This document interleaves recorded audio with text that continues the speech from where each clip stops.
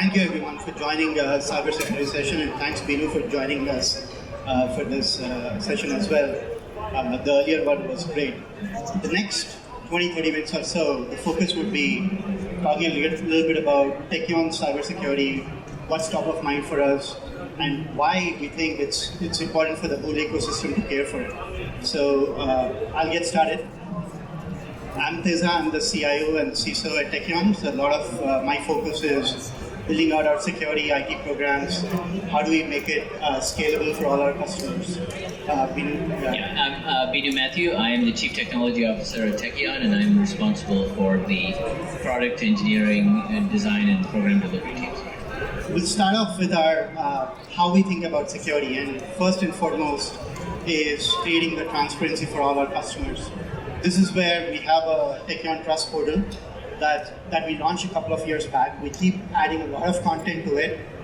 It's available for all our the whole dealership network, all the customers that we work with, our OEMs. What this provides is a list of all the certifications that Tekion has, whether it's your SOC 1, SOC 2, your ISO certification. We have a specific one for privacy. We also have that here. From time to time, we also showcase a lot of our webinars that we post on this, a lot of information around what are the new security changes that we see out there. So when we look at how we analyze security, it's very important to look at what an attacker has in mind. An attacker really is, especially these days, is a modern-day pirate or a thief. They really are looking to find data leaks that they can use for other purposes. That they're looking to potentially deny service, as we've seen before, ransomware attacks, and these are all really meant to extort money. Now, the way they do that is by going through various attack vectors that and they come in through different, as many points that they can penetrate the system is what they will try to do. So they will come in through the dealerships. They will attempt to hit the Tekion network. They'll come in through third parties.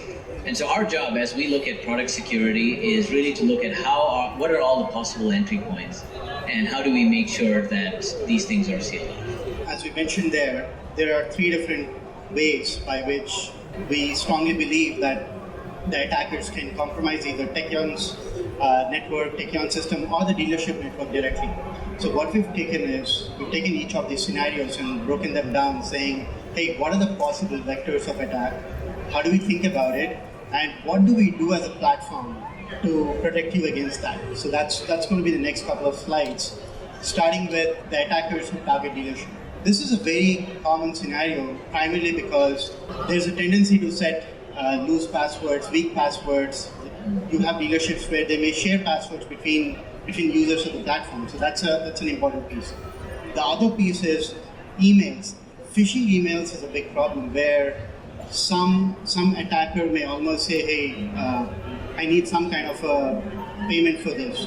Your finance team could get a lot of these emails, your accounting team could get it, or even your marketing teams, right? So we got to look at what are the different vectors by which this could attack your whole dealership network. So how do we defend against these things? Well, some of it also comes to all of you. And in terms of making sure that people have the correct security set up in terms of passwords, if you don't have multi-factor authentication set up, do it now. It will absolutely help and it will prevent an attack. You need to make sure that you manage your network appropriately and that you set up normal practices in terms of things like roles, permissions, automatic timeouts, audit logs, and so on. Now, if something happens, again, here we're playing with probabilities.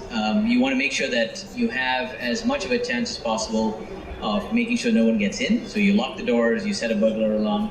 But in the event of something happens, you need insurance. And in the event of something happening, we have the ability to recover your data.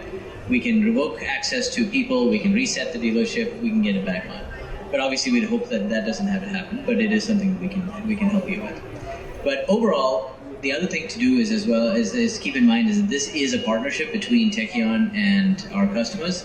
And looking at how our partners work, in terms of especially things like integrations, that is a shared responsibility that we need to work through, and that we strongly recommend that every security feature we provide is leveraged. To add on to that, we have a specific setting for dealership security, so you can get into the ARC platform, talk about dealership security settings. We strongly recommend you use multi-factor. We integrate with a lot of identity providers, so you could also enable that to ensure the users at your dealership are properly secured, your network is secured through all of this. Moving on to the next one, which is Tekion as an organization which could be compromised. When it comes to that, it is both our employees and our corporate network, and we are also in the same attack vector like the dealerships are. Our employees could get a phishing email. Our network could be compromised. So there are several ways that we think about how do we mitigate the different ways by which our network can, in downstream, can cause an impact to you. So when we look at how we defend against that, one of the things, of course, that we do is we make sure there's very clean separation between our internal corporate users and the actual Tekion system. So the people who manage the Tekion system, who have access privileges into that, are very clearly partitioned from the users who are doing day-to-day work. So that way, in the event of something happening, the probability of something happening on the Tekion product is very low. In addition, Teza's team has several tools deployed. We have defenses for emails, anti-phishing. We have quite a phalanx of security infrastructure in terms of firewalls and endpoint security and so on. And of course, we do a lot of monitoring and alerting that we do. Now, and there as well, we do have a recovery strategy that in the event of something happening, access can be terminated, we can quickly isolate and quarantine areas. And then part of the other thing that goes into our system is we built this from the ground up to be secure. This is always meant to be a cloud system. It was always designed with that security in mind, with isolation levels. And that, by the way, is something that we have as a significant advantage, because if you look at the competition, a lot of that predated actually the internet, and so you have some challenges in retrofitting there. In the event of something happening, again, because this is a cloud system, we have 3 levels of that being maintained. So even within a single data center, the data is duplicated across 3 what are called availability zones. So even if a particular machine or a specific facility goes down, that automatically switches over. In the event of something happening within an entire geographical region, which can happen on occasion, we've seen that with Amazon and Azure, but it's rare, we have the ability to switch over to another region within a few hours.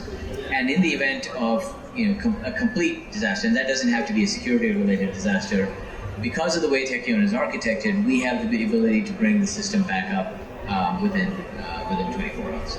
So last 2 scenarios, the first one was the dealerships, the cyber attacks on dealerships. The next scenario was cyber attacks on Tekion itself.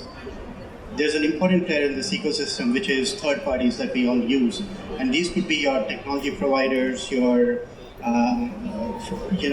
there have been attacks where your HVAC providers have been compromised at a large retail shop. So we also look at what are the vendors we use, how do we make sure they are logging into our network the right way, making sure the vendors themselves are not compromised, and we have signals to detect if that were to happen.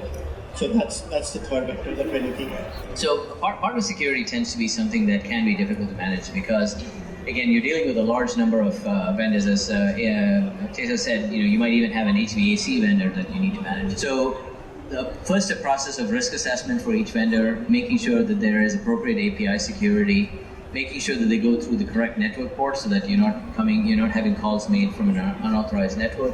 So those are all things that we do provide. Again, we have recovery strategies.